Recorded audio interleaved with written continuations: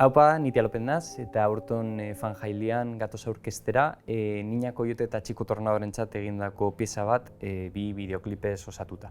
Bideoklipa honetan kontaten dena da, hainbat banda itxartzen diez pabelloi abandonau baten, eta bertan dau kamera bat, eta kameran beste aldien tipo batek erabakitzen dugu ia zelan jotzen daben arabera, ia bizirik jarraituko daben edo ez. Hau da hirugarren biderra, fanten parte hartzen dutena nikineko bai korto edo bideoklip bategaz.